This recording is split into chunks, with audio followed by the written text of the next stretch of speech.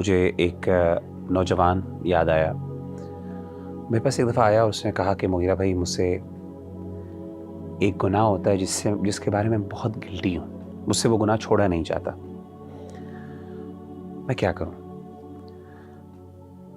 تو میں نے کہا مجھ سے صرف ایک وعدہ کر لو, اور وہ وعدہ یہ ہے کہ جس احساس اور جس ندامت سے تم میرے پاس آئے ہو نا, اس ندامت اور اس احساس کو کبھی تم مرنے نہیں دو گے. یہ ندامت اور یہ احساس زندہ رہنی چاہیے, کیونکہ یہ ایمان ہے. یہ جو گلٹ ہے نا, یہ فیلنگ آف ریگریٹ ہے, یہ اصل میں ایمان کی وجہ سے. جس دن یہ ختم ہو گئی اور شرمندگی ہونا بند ہو گئی, گلٹ ہونا بند ہو گیا, تو اس وقت جو ہے وہ معاملہ خطرناک ہے. اور جب تک ربی بھائی انسان کے اندر یہ گلٹ اور ندامت رہتی ہے نا, انسان کوشش کرتا رہتا.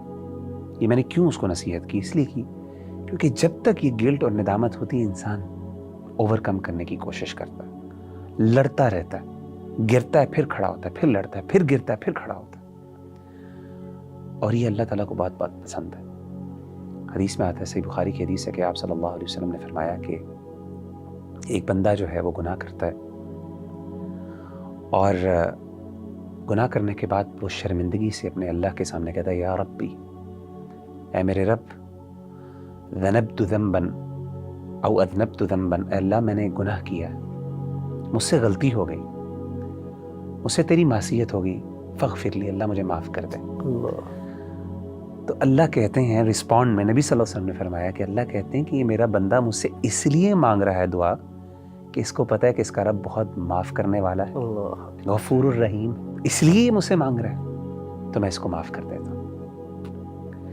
نبی صلی اللہ علیہ وسلم نے فرمایا پھر کچھ دیر گزرتی ہے, پھر دوبارہ اس سے غلطی ہوتی ہے, وہی گناہ, پھر دوبارہ وہ اللہ کے پاس جاتا ہے اور کہتا ہے اللہ مجھ سے گناہ ہو گیا, مجھے معاف کر دے.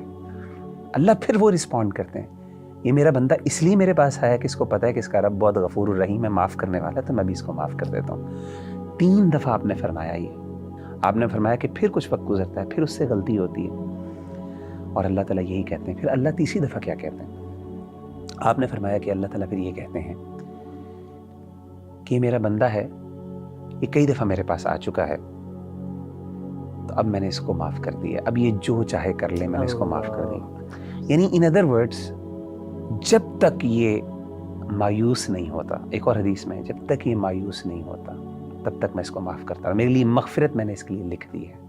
مجھے بات یاد آئی کہ سیدنا حسن بصری کے پاس ایک شخص آیا اور اس نے کہا کہ اے ابو سعید, ان کی کنیت ہے, کہ مجھ سے غلطی ہوتی ہے, پھر میں توبہ کرتا ہوں, پھر غلطی ہوتی ہے, پھر توبہ کرتا ہوں, پھر غلطی ہوتی ہے, پھر توبہ کرتا ہوں, الی متی, کب تک میں یہ جاری رہے.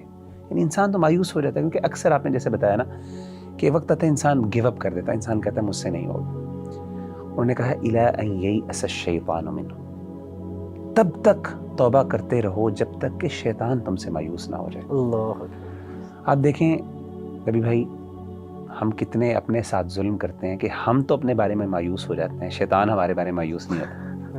امیجن کریں کہ ہم گیو اپ کر دیتے ہیں کہ ہم نہیں کر پائیں گے, لیکن ہماری توبہ کے باوجود شیطان گیو اپ نہیں کرتا, اسے پتہ ہے کہ میں دوبارہ اس سے کروا لوں گا. تو حسن البصری کا یہ کہنا, اور نبی صلی اللہ علیہ وسلم کی اس حدیث کو ذرا سامنے رکھیے, تو کہ جب تک انسان توبہ کرتا رہتا ہے نا, ایک وقت آتا ہے شیطان گیو اپ کر دیتا ہے کہ یار میں گناہ کرواتا ہوں, یہ توبہ کرتا ہے, گناہ معاف ہو جاتی, میری محنت ضائع ہو جاتی ہے. تو ایک وقت آتا ہے وہ گیو اپ کر دیتا ہے. تو جب تک یہ گلٹ ہے توبہ اور استغفار کی, اس سے نہ صرف گناہ معاف ہو جاتا ہے بلکہ اس کے ساتھ ساتھ انسان کو اللہ ایک روحانی قوت بھی عطا کرتے ہیں, اور ایک اطمینان نصیب ہوتا ہے کہ میں نے اپنے رب سے معافی مانگ لی, اور انشاءاللہ, اور یہاں پہ اس کو اپنے رب سے حسن ظن رکھنا چاہیے.